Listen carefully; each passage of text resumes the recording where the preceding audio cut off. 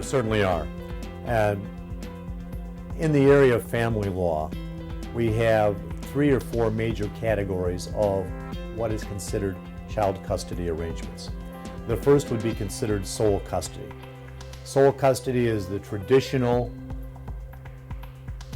way people looked at divorce and family law breakups in the past, where automatically, if there were children, the wife would have the children. She would then be responsible for making decisions. The non-custodial father would be paying child support. She would have the sole responsibility, therefore sole custody, of making the decisions and what was in the best interest of the children.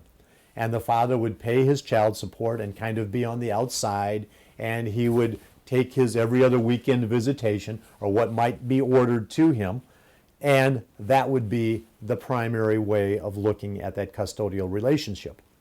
Then we have evolved from that. The psychologists have told us and the counselors have told us that that is not in the best interest of children. What's in the best interest of children is having both parents be involved with the training, the rearing, the education, the disciplining of the children. As the result of that, we now have primarily joint legal custody with physical custody to one of the parents. And when we talk about joint legal custody, that is now defined in Indiana law also. Joint legal custody is defined as parents having to talk back and forth about 3 areas when it involves their children. One is education of the children. The second is religious training of the children. And third are the health care needs of the children. So if you have a joint legal relationship, regardless of who has the physical custody, both parents are under the obligation, before decisions are made for the children, to confer with the other parent to come together on a cohesive decision. We think Johnny should go to parochial school. We think he should go to Dr. Zamata, where these type of decisions, they should be raised within whatever religious background they may have. That is now by statute.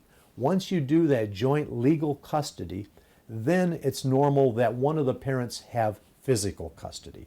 And that can either be the mom or the dad. Indiana does not preference either the female gender or the dad in having custody of the children.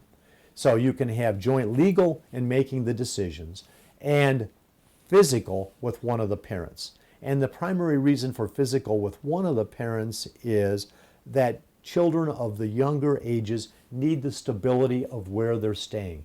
They need to have that cohesiveness of knowing that 3 to 4, 5 days we're going to be at this particular home. These are what the rules are going to be. It doesn't mean that the non-custodial parent is pushed out because of the decision-making process. They are part of it, and they exercise and do what they need to do. From there, it can in fact even be expanded to split custody arrangements. Split custody arrangements are very beneficial for the children. A split custodial relationship may be where mom and dad literally may not be able to get along between themselves, but both of them have said, regardless of whether Dick and Jane, we can get along, we are going to do what we need to for our children.